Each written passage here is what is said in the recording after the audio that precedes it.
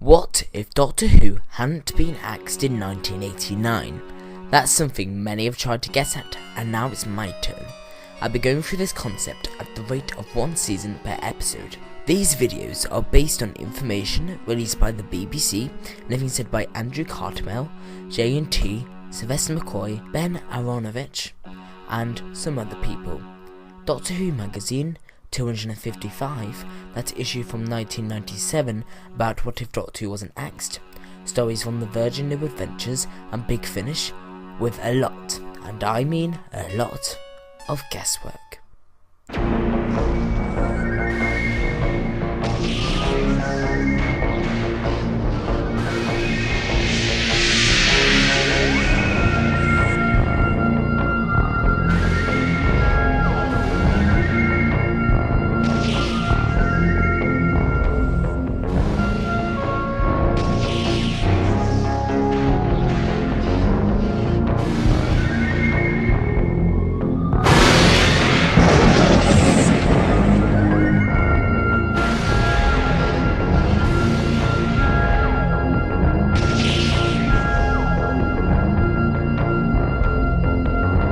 After the success of Garwood's Doctor Who and Griffiths' Doctor, the BBC decided to move the show back to the Saturday tea time slot, after about 5 years of it being up against Coronation Street. As well as the change in time slot, the show's run was extended from the 14 episodes it had since 1986 to a 24 episode run, which was similar to those of the 70s and early 80s. Now, instead of being able to do 4 stories, 2 being 4 parts and 2 being 3 parts, they could have 5 stories but 2 being 6 parts and 3 being 4 parts. Another change to the series was the theme music.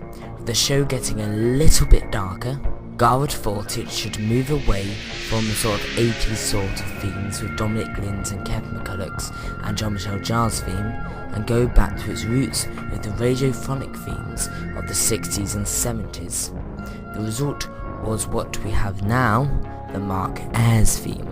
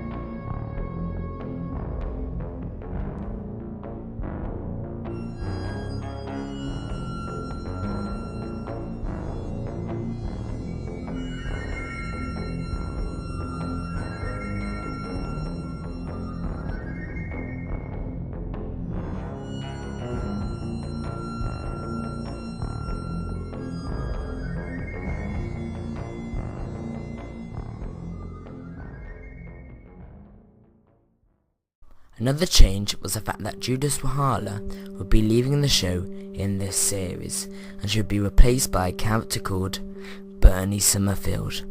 Yes, I knew I could fit her in.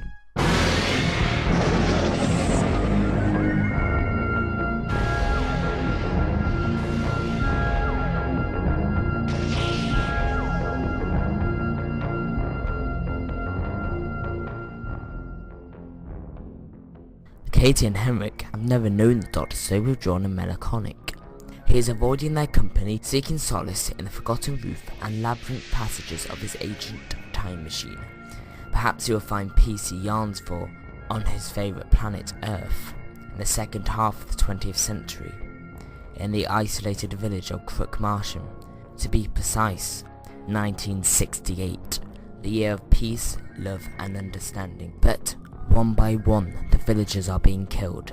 The Doctor has to act, but for once he seems helpless, indecisive, and powerless. What are the signals from space that are bombarding the radio telescope on the moor? What is the significance of the local legends of the Civil War? What is the aeons-old power that the Doctor is unable to resist?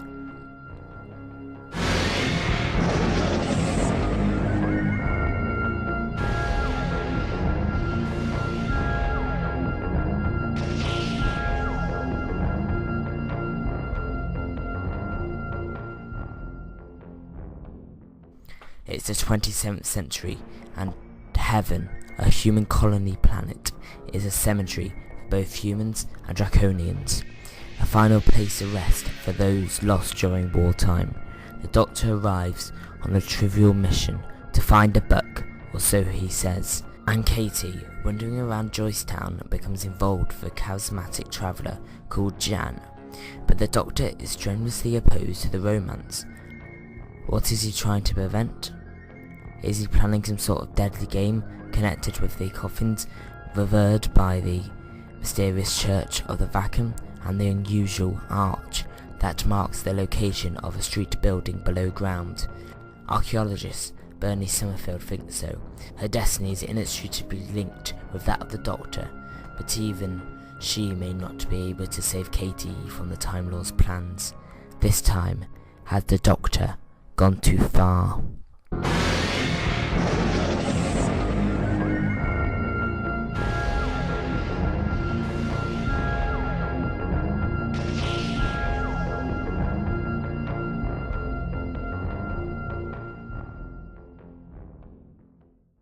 Is the ultimate in mass transit systems, a network of tunnels that bind the planets of the solar system together, Earth to Pluto in 40 minutes with super safe non-premium off-peak travel card. But something is living in the network, chewing its way to the heart of the system and leaving a trail of death and a mutation behind it. Once again, a reluctant Doctor is dragged into human history, back down amongst the Joy Boys, free surfers and chess fans, politicians and floozies, where friends are more dangerous than enemies, and one man's human being is another psychotic killing machine. But will Katie survive the adventure?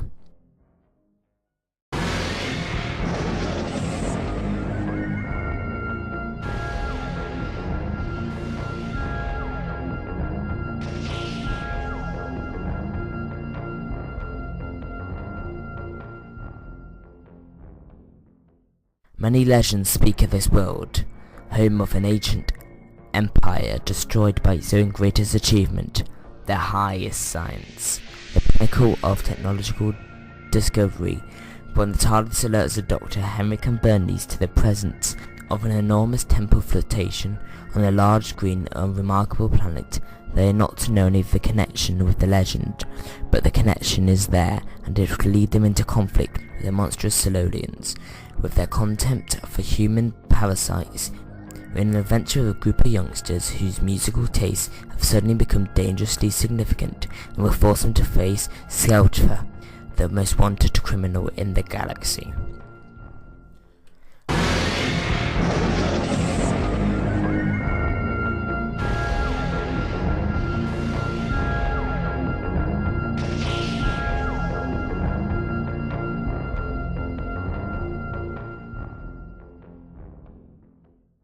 Britain is at war. Night after night, the Luftwaffes are bombing London. A serial killer, dubbed the Limehouse Lurker, is stalking the rubble-strewn streets. But a deadlier threat falls from the sky in the shape of a sinister silver spear. But Cody McBride, American private eye, sees the spear crash land and split open, and glimpses something emerging from within. But the military dismisses his account of the events. The spear is simply a new German secret weapon that has malfunctioned in some way. What else could it be? Arriving amid the chaos, the Doctor, Henrik and Bernice are the only people to believe McBride.